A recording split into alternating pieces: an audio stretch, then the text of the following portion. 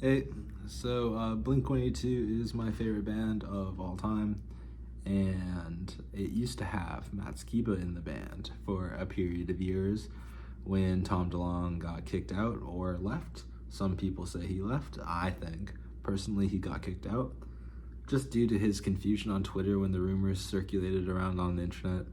And then when the Rolling Stone interview dropped with Mark and Travis like a day or two later, which is now scrubbed from the internet, I guess, because they're just kind of like on better terms now. They don't want that like hatred on the internet, which is fair. I would like to reread it for like historical reasons, but yeah, they took it down, which is valid.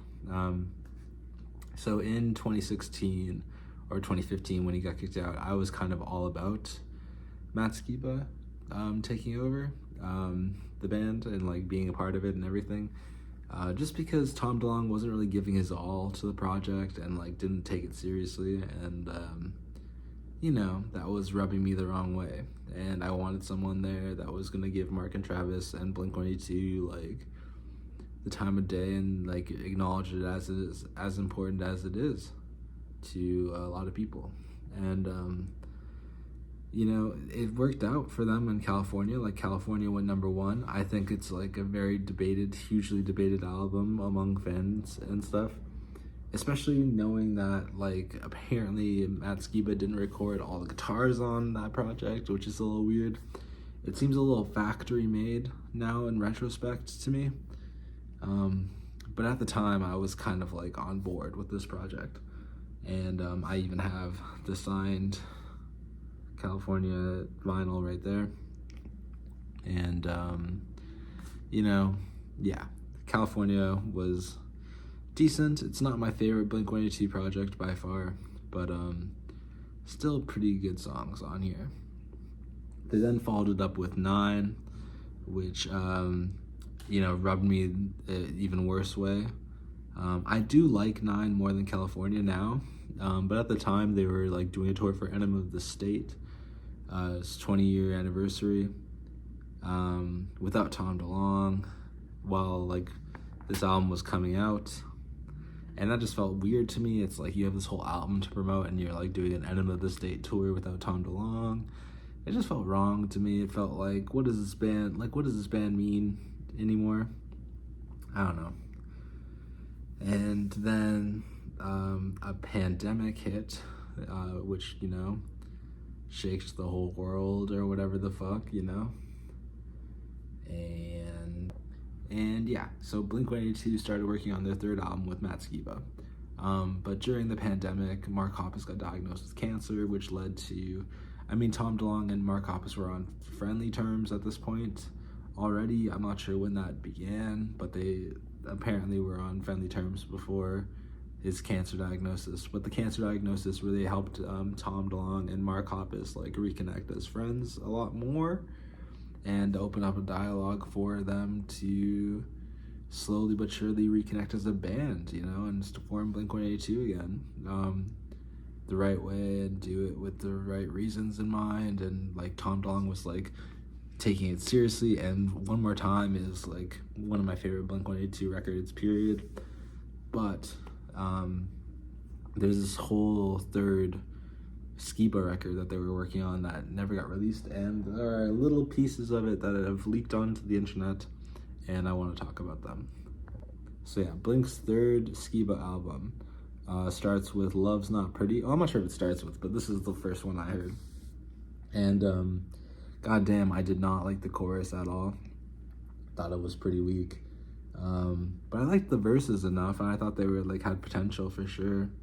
And the bridge was good as well. Blink-182 usually is really good at bridges. But yeah, the verses were good. Just didn't like the chorus one bit. The start, Here We Are, is maybe where they would start the record, probably, but this is the 2nd song I heard, so fuck that. It's not starting this unfinished album for me. It's a chill song, definitely, but it doesn't have the personal touch or honesty or meaningful sentiment that One More Time had all the way throughout the record. I mean, there's joke songs on One More Time, but like, like take a song like the title track One More Time, and like, this song is like pales in comparison to anything that song brings to the table. Like, it just feels like not personal to Mark or Matt at all. It just feels like, let's write a generic little song about like love. It didn't feel like it came from a real place, unfortunately. Same As It Ever Was is next, and it's very EDM influenced for sure. It reminds me of that one Stevie Aoki song that they made, like a Why Are We So Broken, a few years ago. But it's not finished, of course. It's a demo. And, it's not bad by any means, but not something I'd seek out, definitely. Next is Falling, and I'm not sure how real or finished the song is. There's like, the version I heard has like these AI Tom DeLonge vocals on it, which like really rubbed me the wrong way. I'm not really about hearing a fake Tom DeLonge voice right now, and I'm like, is this really a Matt Skiba era song? I'm not sure. I like literally know nothing about this, but this is another song I'm going to talk about because it is the strongest song out of the bunch of 4 songs from the Unreleased album, and has an Adams song reference to start it off with, has like the similar guitar chords that a lot of California uses, and yeah, I don't know, I just enjoyed this one the most out of the 4. So yeah, that's my little talk about the Unreleased Skiba project. Pretty underwhelming. I mean, they're all unfinished songs, so definitely like the finished version could have been better. 9 is an amazing album. California's okay, and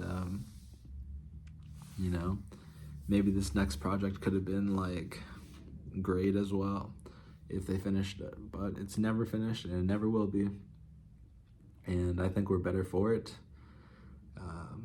So yeah, have a great day.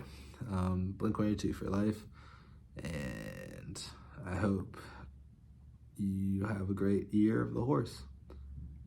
Okay, bye.